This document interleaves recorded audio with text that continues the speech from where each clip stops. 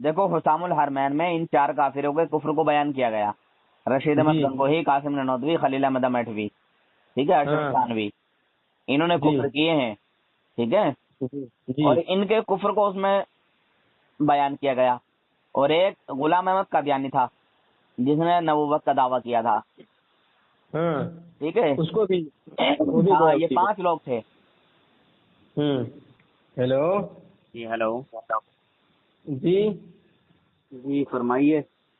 جی آپ کا جی میں کلپ سن رہا تھا نا، اچھا، تو آپ کہہ رہے تھے دیوبندی کی جو اکابر وہ پکے کافر ایسا کرے گا تو بھی کافر ہو جائے گا۔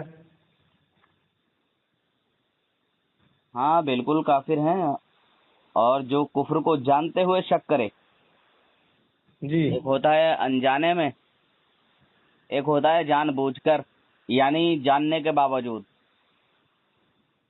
جی ہاں تو یہ تو شاید میں نے اس دن اور بھی سمجھایا تھا آپ کو کہ جی جو جی ان دیوبندیوں کے 4 اکابروں کے کفر کو جانتا ہوگا پھر بھی انہیں جی کافر نہ مانتا ہو، جی پھر بھی انہیں مسلمان مانتا ہو، یا ان کے کفر میں یا ان کے عذاب میں شک کرتا ہو، اس پر بھی جو ہے یہ شریعت کا حکم آتا جی ہے نا۔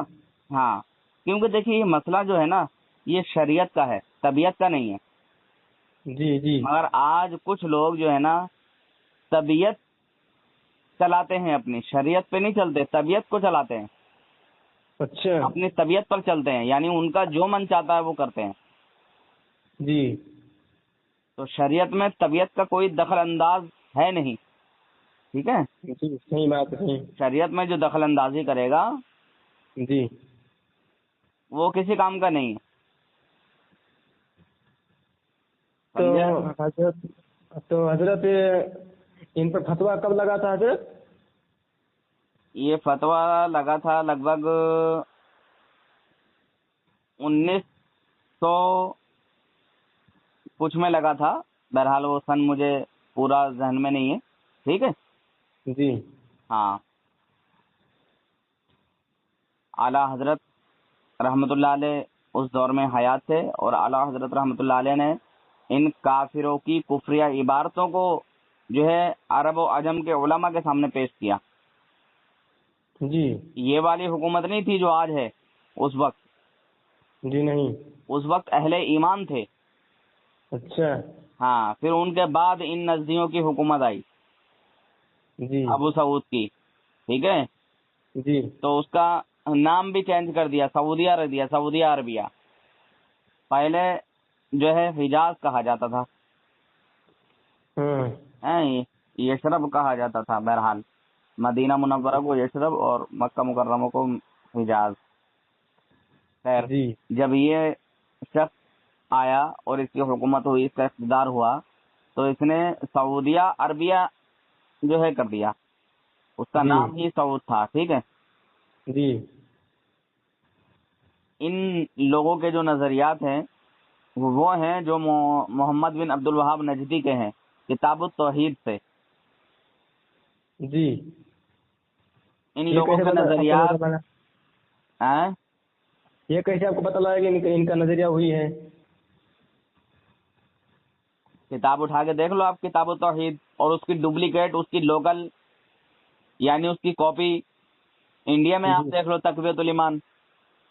تقویۃ الایمان، جی ہاں، اس میں کیا کہا گیا ہے حضرت؟ اس میں کیا نہ کہا گیا ہے وہ معلوم کرو بھائی، کیا کچھ نہیں کہا گیا۔ جی اللہ رب العزت کے جو محبوبین بندے ہیں ان کو ذرہ ناچز سے کمتر، چما سے زیادہ ذلیل بتایا گیا اللہ رب العزت کی شان کے مقابلے میں۔ معاذ اللہ، ایسے ہی شیم ایسے ہی ہے جیسے بتا رہے ہیں آپ؟ یعنی ذرے کی تو کوئی حیثیت ہے، جی ٹھیک ہے، جی چمار کی تو کوئی حیثیت ہے، مگر جی اللہ کے ان محبوب بندوں کی کوئی حیثیت نہیں۔ ایسا لکھا گیا ہے؟ حوالہ غلط ثابت کرنے والے کو میری طرف سے انعام رہتا ہے، اگر کوئی حوالہ غلط ثابت کر دے، بعد میں ہیر پھیر ثابت کر دے، ٹھیک ہے، جی ہاں یہی جملے ہیں جو میں بتا رہا ہوں۔ جی انبیاء اولیاء کو ذرہ ناجس سے کم تر اور چمار سے زیادہ ذلیل لکھا گیا ہے. بتائیے. معاذ اللہ بہت خطرناک الفاظ ہیں. خطرناک ہے، ایمان سے خارج کر دیں گے یہ الفاظ. یہاں پہ انبیاء کی توہین ہے. جی جی. اور انبیاء کرام کی شان میں توہین کرنا یہ کفر ہے. کفر. جی صحیح بات. اور جو انبیاء کرام کی شان میں توہین کر دیتا ہے پھر اسے اللہ تبارک و تعالیٰ ہدایت کا راستہ عطا نہیں کرتا، دکھاتا نہیں. اسے ایسا محسوس نہیں ہونے دیتا کہ اس نے کوئی غلطی کی ہے، خطا کی ہے. جی سمجھے؟ تو یہ لوگ جی ایسے الفاظ استعمال کیوں کیے، اتنے خطرناک الفاظ؟ اللہ تبارک و تعالیٰ جب دین لیتا ہے تو عقلیں چھین لیتا ہے. اچھا جی. جب عقل ہی ماری گئی ہے، جب عقل ہی ضائع ہو گئی ہے تو پھر وہ کیا سوچے گا کہ میں صحیح لکھ رہا ہوں کہ غلط لکھ رہا ہوں. جی جی صحیح. اس بات کا خود اس نے اعتراف بھی کیا ہے. کس نے؟ اسماعیل دہلوی نے. کیا کہا اس نے؟ کہ میں نے تقویۃ الایمان لکھی ہے اور میں جانتا ہوں کہ اس میں بعض جگہ تشدد ہو گیا ہے، تیز الفاظ آ گئے ہیں، چھوٹے گناہ کو بڑا گناہ لکھ دیا گیا ہے. اس نے اپنی غلطی کا خود اعتراف کیا ہے. لوگوں کو جمع کیا تھا ان دیوبندیوں کو. اچھا. ہاں کہ میں ایسے ایسے جو ہے حق کے لیے جا رہا ہوں اور آپ کو اگر وقت ملے یا آپ کا ارادہ ہو تو اس کو جو ہے صحیح کرا دو، درست کرا دو. سمجھے؟ پورا یہ بات ہوا. پورا واقعہ لکھا ہوا ہے. ہاں تو پھر بھی نہیں صحیح کیا. یعنی اس کو اپنے پچھتاوے پہ احساس ہو رہا تھا کہ ہاں مجھ سے غلطی ہوئی ہے، لیکن غلطی کو صحیح نہیں سدھارے ہیں. اسی لیے تو بالا کوٹ کے مسلمانوں نے اس کو جو ہے فی ناری جہنم کر دیا. کہاں سے؟ بالا کوٹ کے مسلمانوں نے. ہاں. اور حضرت مجدد الفسانی رحمۃ اللہ علیہ نے اس پر کفر کا فتویٰ لگایا تھا اور خود اس کے گھر سے اسماعیل دہلوی کے گھر سے کفر کا فتویٰ لگا. اچھا. جی ہاں. اسماعیل دہلوی کے گھر والے بھی لگائے تھے. ہاں. پھر بھی ان لوگوں نے سدھار نہیں کیا ہے. سدھار کیا کریں گے یہ لوگ؟ کیا سدھار کریں گے جب قسمت میں ہی جہنم لکھی ہے؟ تو کیا سدھار کریں گے بھائی؟ جی جی. سمجھنا آپ کو ہے، میں آپ کو سمجھانا چاہتا ہوں کہ ان لوگوں کے چکر میں نہیں پڑنا. ہاں تحقیق کرتے رہو. جی تحقیق کرو. جی. ہاں پر ایک بات اور دھیان رکھو. کیا؟ وہ یہ کہ ہر اس شخص سے آپ محبت کرو جو رسول پاک صلی اللہ علیہ وسلم کی شان و عظمت کو بیان کرتا ہے، صحابہ اکرام کی شان و عظمت کو بیان کرتا ہے، اولیاء اکرام کی شان و عظمت کو بیان کرتا ہے، جی بزرگان دین کی عظمت کو بیان کرتا ہے. اور ہر اس شخص سے دور رہو جو بزرگان دین کی توہین کرتا ہے. جی. شروعات بزرگان دین سے کرے گا، علماء سے کرے گا، اور پھر دھیرے دھیرے انبیاء پہ چالو ہو جائے گا. اچھا. جی ہاں.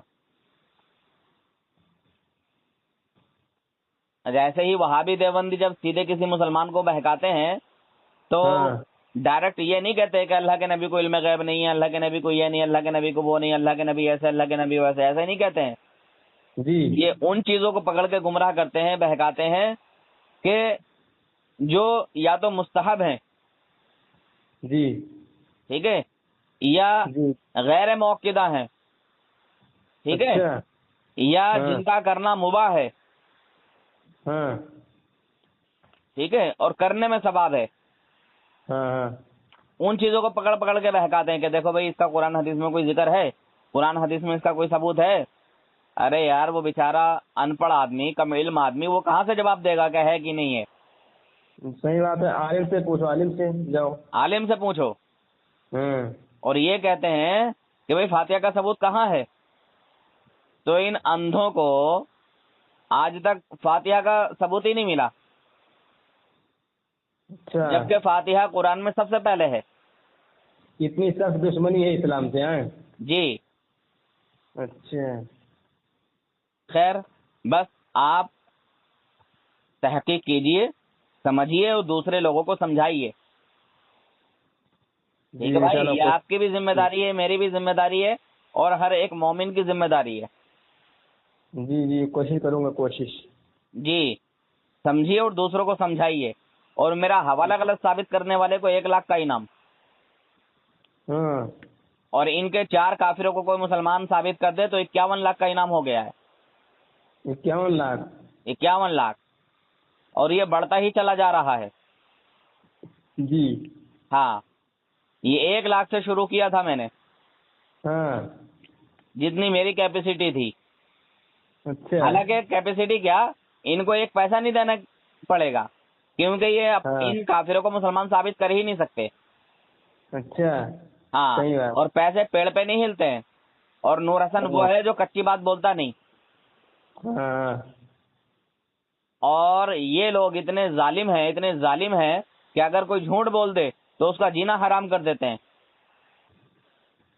یہ دیوبندی لوگ. جی ہاں, میں بہت گہرائی ہاں. سے جانتا ہوں ان لوگوں کو. یہ چڑھائی کر دیتے ہیں یہ لوگ. مطلب یہ ایک طرح سے آتنکوادیوں سے کم نہیں ہے. وہابیت کا دوسرا نام, دیوبندیت کا دوسرا نام آتنکوادی ہے. اچھا. یہ اسلام آتنکواد ہے. ہاں. ہاں, اسلام کو مٹانے کے چکر میں لگے رہتے ہیں یہ لوگ. یہ آستین کے سانپ ہے کیا؟ بالکل آستین کے سانپ ہیں مومنوں کے لیے. اچھا. جی بالکل, آپ سرچ کیجیے گا, تحقیق کیجیے گا دھیرے دھیرے. جی جی. قرآن شریف سے اور حدیث شریف میں کچھ آیا ہے ایسے لوگوں کے لیے؟ دیکھیے, اللہ تبارک و تعالی نے قرآن پاک میں فرمایا ہے کہ تمہارے باپ اور تمہارے بھائی, ٹھیک ہے, انہیں تم اپنا دوست نہ بناؤ اگر وہ ایمان کے مقابلے میں کفر کو پسند کرتے ہوں. جی, یہ جو میں سنا ہے سنا ہے آپ نے؟ جی سنا ہے. اس میں ہے 10 بارے میں شاید ہے کہ ہاں 10ویں پارے کا ہے. جی جی.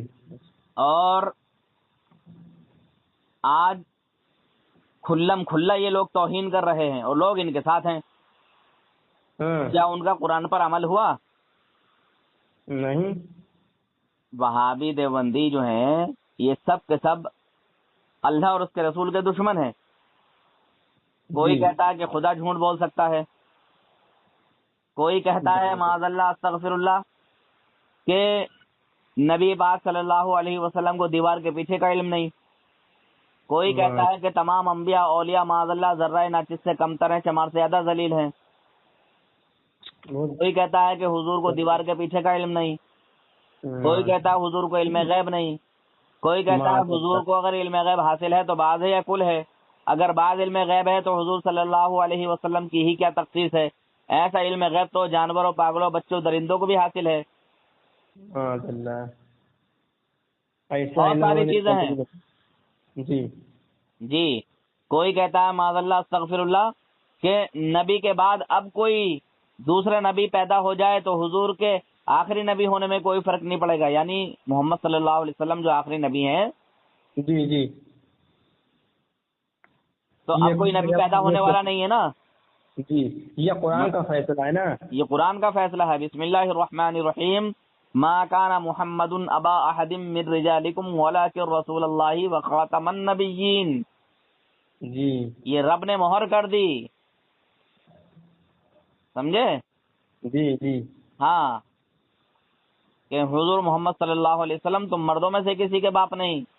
ہاں, اللہ کے رسول ہیں, آخری نبی ہیں, آخری پیغمبر ہیں.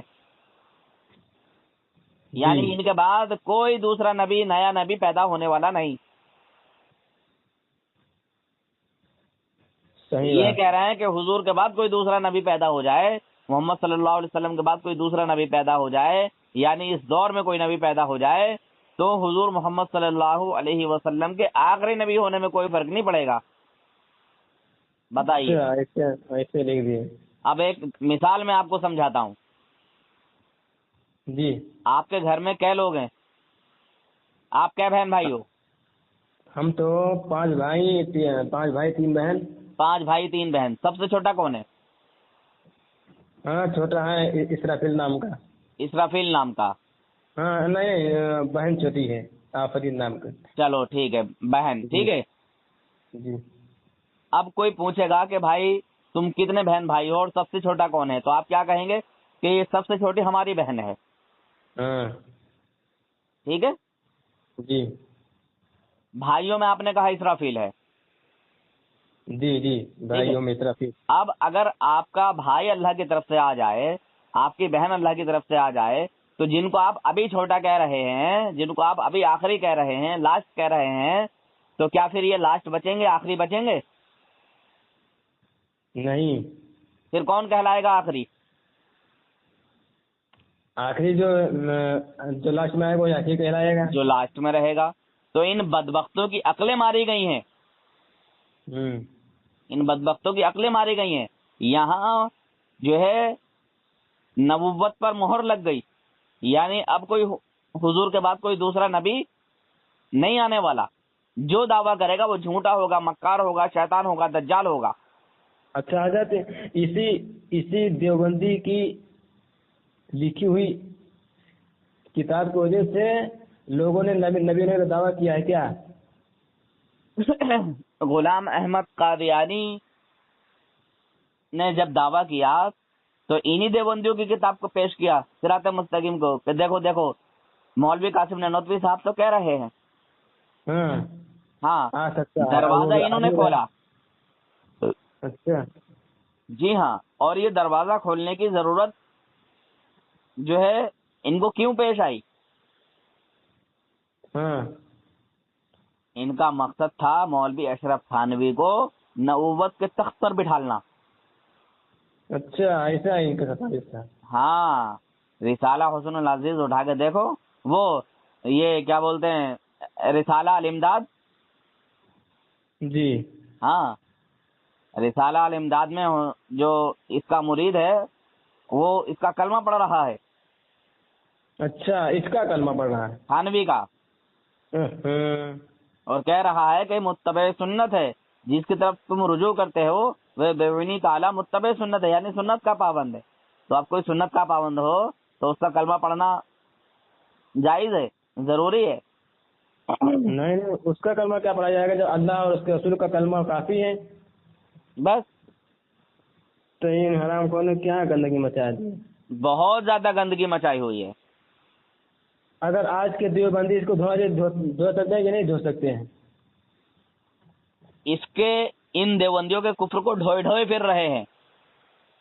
دھونے کی بات تو چھوڑو، کفر کو ڈھوئے ڈھوئے پھر رہے ہیں، اپنے سروں پہ پٹلیا لے کے باندھے پھر رہے ہیں. وزن ڈھو رہے ہیں ان کے کفر کا. جی ہاں، اور ہم ان کے کفر کو ان کے سامنے بیان کرتے ہیں تو لڑائی لڑنے کے لیے تیار ہوتے ہیں، اور الٹا الزام دیتے ہیں کہ بریلوی جو ہے لڑائی کی بات کرتے ہیں، جھگڑے کی بات کرتے ہیں، پیار محبت کی بات نہیں کرتے. بھائی جاہلو، تم سے پیار محبت کی کیا بات کی جائے؟ اسلام اور کفر میں بہت بڑا انتر ہے، زمین آسمان کا انتر ہے. ہاں، اور خود ان کے بدبخت دیوبندی ہمارے اوپر کہتے ہیں ان باتوں کو کہ بدعتیوں سے دور رہا جائے. یعنی ہم ایمان والوں کو بدعتی بتاتے ہیں اور کہتے ہیں دور رہا جائے، ان سے محبت نہ کی جائے. اچھا، یہ ان دیوبندیوں کے بدبخت بولتے ہیں. یہ کفر کیے گھوم رہے ہیں، یہ اپنے آپ کو نہیں دیکھیں گے، دوسروں کو بتا رہے ہیں. ہاں، اتنا خطرناک ہے. جی. تو حضرت ہر دیوبندی کا عقیدہ یہی ہے کیا؟ نہیں نہیں، ہر دیوبندی کو کافر نہیں کہیں گے، اس لیے کہ ہر دیوبندی عالم نہیں ہوتا. ہاں، یہ پوائنٹ کی بات. اور ہر دیوبندی کو علم بھی نہیں ہوتا. اچھا.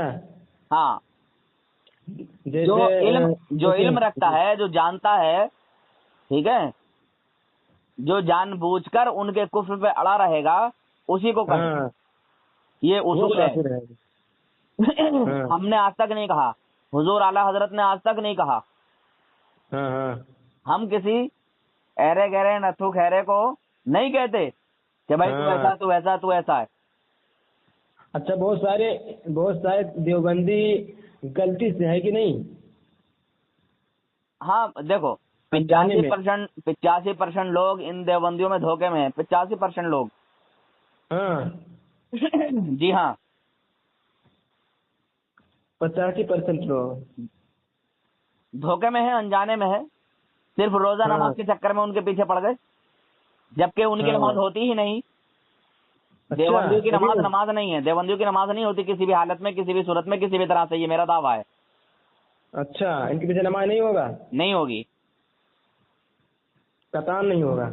بالکل قطعاً نہیں ہوگی، کیونکہ نماز کے لیے ایمان شرط ہے، ہاں نماز ایمان والے کے لیے ہے، مومن کے لیے ہے، کافر کے لیے نہیں ہے. نہیں. کافر کو کوئی فائدہ ملے گا نماز کا؟ نہیں ملے گا. پہلے وہ کفر سے پاک صاف ہو، پہلے وہ اپنا دل صاف کرے، ٹھیک ہے، جی ہاں، جی. پھر اس کے بعد میں یہ ساری چیزیں آئیں گی. تو حضرت میں کئی کلپ سنتا رہتا ہوں نا، تو اس میں بتایا گیا ہے کہ حسام الحرمین کے خلاف یہ لوگ زبان دازی کر رہے ہیں، کہ وہ غلط فتویٰ ہے کہہ رہے ہیں، ایسا کیوں؟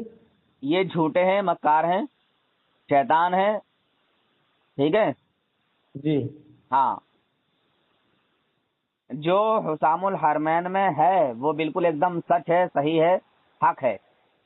ان کے جو عالموں نے کتابیں لکھی ہیں وہی اس کتاب میں لکھا ہے، ہم ان کی کتابوں سے ثابت کر دیں گے انشاءاللہ. ہے کوئی؟ کیا جی کیا کیا؟ دیکھو، حسام الحرمین میں ان 4 کافروں کے کفر کو بیان کیا گیا: رشید احمد جی گنگوہی، قاسم نانوتوی، خلیل احمد مٹوی، ٹھیک ہے، اشرف تھانوی. انہوں نے جی کفر کیے ہیں، ٹھیک ہے، جی اور ان کے کفر کو اس میں بیان کیا گیا. اور ایک غلام احمد قادیانی تھا جس نے نبوت کا دعویٰ کیا تھا، ہاں ٹھیک ہے، اس کو بھی وہ بھی ہاں، غور یہ کی. 5 لوگ تھے. ہوں ہاں، اور جب علماء عرب و عجم کے سامنے اس چیز کو پیش کیا گیا، دکھایا گیا کہ زید کا یہ کہنا ہے، زید یہ کہتا ہے، یہ لکھتا ہے، ایسا جی نظریہ، ایسا عقیدہ رکھنے والا مسلمان ہے یا کافر ہے؟ تو ہاں وہاں کے تمام علماء نے ان کافروں پر کفر کا فتویٰ لگایا. اچھا وہ 233 علماء کے فتوے ہیں، سائن ہیں، کتنے کتنے 233. 233 علماء جی حسام الحرمین سے ہے نا ہاں فتویٰ دیا ہے.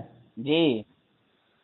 اچھا وہ جو فتویٰ پڑھ کے سنائیے حضرت، وہ جو ایسے کہتے ہیں منشق کا کفر، تو ایسے کیا ہے؟ من شک فی کفرہ، اس طرح سے ہے، وعذابہ فقد کفر. مطلب اس کا کیا ہے؟ جو کسی کافر کے کفر میں شک کرے وہ خود کافر ہے. ہاں ہاں، اور کافر کو مسلمانے گا تو بھی کافر ہو جائے، ارے ہاں کافر ہو جائے گا. بالکل بالکل، یہ تو حدیث ہے بھائی. ہوں کسی مسلمان کو کافر کہا جی. تو خود کافر ہو جائے گا، اور کسی کافر کے کفر میں شک کیا جانتے ہوئے پھر بھی کافر ہو جائے گا. یہ اچھا اصول ہے شریعت کا. جی جی جی جی. یہ جی شک سے مراد کیا ہے حضرت بتائیے، مطلب تھوڑا بہت، تاکہ میں دوسروں کو بتا شک تو سکوں. شک ہی ہوتا ہے بھائی. مطلب شک کے مطلب جیسے مثال کے طور پر اگر کسی نے کہا ارے یار پتہ نہیں ایمان، پتہ نہیں یار جنت میں جائے گا کہ جہنم میں جائے گا، پتہ نہیں، ایسا ایسا کیا؟ تو نہیں کہ کہیں بخش دے اللہ تعالیٰ اس کو، ایسا تو نہیں کہ یار یہ کلمہ مطلب اور بہت طرح کے وہ آ جائیں گے کہ شک، پتہ نہیں یار کافر ہوا ہے کہ نہیں ہوا ہے. یہ شک اچھا ہے. ہاں یہ شک ہے. دونوں طرح کی باتیں سوچنا یہ شک ہے. اچھا. دل میں فطور آنا یہ شک ہے، اس طرح کا. ٹھیک ہے. ہاں، اور اگر اس کا دوسرا مطلب نکالنا پھر بھی یہ تو شک کے دائرے میں نا، یہ پھر انکار کر رہے ہیں اس کا نا. بھائی یہ آج تک اپنے کسی کفر کا کوئی بھی صحیح حوالہ، کوئی صحیح تعویل دے ہی نہیں سکے. ہاں جی ہاں، تعویلیں کی ہیں، الٹی سیدھی کی ہیں، اور خود ہی پھنس جاتے ہیں تعویل کر کے. اچھا. اور کیا. چلو ٹھیک ہے پھر. تو حضرت اچھی بات ہے، آپ نے وقت دیا ہے. جی شکریہ. انشاءاللہ جو بھی پوچھنا ہو آپ بات کر لیجیے گا، کال کر لیجیے گا. ٹھیک ہے. جی جی. ہاں، آپ کی اجازت ہو تو اس کلپ کو لوگوں میں شیئر کر دیں. بالکل کر دیجیے، مجھے تو کوئی خطرہ نہیں ہے انشاءاللہ. ٹھیک ہے انشاءاللہ تعالی، ٹھیک ہے. تاکہ ہر کسی کو پتہ چلے کہ نہیں. ہاں ہاں بالکل. اور جو میں نے دعویٰ کیا ہے کہ ان 4 کافروں کو کفر میں کیا دعویٰ کیا آپ نے؟ ان دیوبندیوں کے جو 4 اکابر ہیں یہ کافر ہیں، اچھا اور ان کافروں کے تعلق سے اگر کوئی ان سے مطلب بات کرنا چاہے، ان کو مسلمان ثابت کرنا چاہے، تو ہاں، پہلے شریعت کے قانون کو سامنے رکھ کے ان کو مسلمان ثابت کر دے۔ شریعت کی ہاں، جو قانون ہے، کیا جی شریعت کے قانون کے حساب سے کیا یہ لوگ مسلمان نظر آتے ہیں؟ کیا یہ مسلمان ہیں؟ کیا یہ مسلمان ہو سکتے ہیں؟ اگر کوئی جی شریعت کے دائرے میں ان کو مسلمان ثابت کر دے تو 51 لاکھ روپے کا انعام ہے۔ جی صحیح بات ہے، شریعت کے دائرے میں یہ نہیں کہ اپنے اکابر کے محبت کی بنیاد پر اندھ رہے۔ بھکتی میں نہیں، اندھ بھکتی میں کچھ ہاں، نہیں ہوتا ہے۔ اندھ بھکتی میں تو دیکھو میں کیا کہوں یار، میں کچھ کہہ نہیں سکتا ہوں، ٹھیک ہے، لوگ سمجھ ہاں، جائیں گے اندھ بھکتی میں کیا کیا ہو جاتا ہے، ہاں، ٹھیک ہے۔ جی ہاں، اندھ بھکتی میں لوگ جو ہے نا نجاست کے لیٹرین کے پوتڑے سونگتے ہیں اور اس میں سے خوشبو آنے لگتی ہے۔ اچھا اندھ بھکتی میں، اچھا، ہاں، اندھ بھکتی میں دیوبندیوں کا کوئی بزرگ اگر اس سنجے کے لیے ڈیلا دے دے تو وہ تبرک بن جاتا ہے۔ اور سنی کا تبرک حرام ہو جاتا ہے۔ ہاں، وہ بدعت حرام ہے اور نہ جانے کیا ان کیا کی ہے۔ قسمت میں یہی لکھا ہے کیا، ان گندگی؟ کی قسمت میں ہی نجاستیں لکھی ہیں، نجاست کو خوب چاٹو، خوب سنگھو۔ اچھا، ہاں، یعنی دیکھو الخبیثون للخبیثات، خبیثوں کے لیے اللہ تبارک و تعالیٰ نے خبیث چیزیں بنائی ہیں، ٹھیک ہے، یہی چیز، جی اور جی پاک لوگوں کے لیے اللہ تبارک و تعالیٰ نے پاک چیزیں بنائی ہیں۔ تو ہم بالکل لوگ صحیح۔ پاک ہیں تو ہمارے لیے اللہ تعالیٰ نے پاک چیزیں متعین کی، بریانی ہے، زردہ ہے نا، اور رسگلے ہیں، جلیبی ہے، مٹھائی ہے، پیڑے وغیرہ ہیں، یہ جتنی غذائیں ہیں یہ ہماری قسمت میں ہے۔ اور جیسے ناپاک کوا ہے یہ دیوبندیوں کے قسمت میں ہے، نجاست کی سنی ہوئی انگلیاں دیوبندیوں کی قسمت میں ہے، الیاس کاندیلوی کی نانی کے لیٹرین کے سڑے ہوئے پوتڑے، بدبودار پوتڑے، یہ ان کی قسمت میں ہے۔ جی ہاں، سمجھے؟ ٹھیک ہے، اصلاح کرتے رہیے گا انشاءاللہ ضرور، جب بھی آپ کو ضرورت پڑے آپ انشاءاللہ کال کرو، ٹھیک ہے، میں ضرور بتاؤں گا۔ جی انشاءاللہ جی پوچھتے رہوں گا۔ ٹھیک ہے بھائی، اللہ حافظ، فی امان اللہ، ٹھیک ہے، خدا حافظ۔ خدا حافظ۔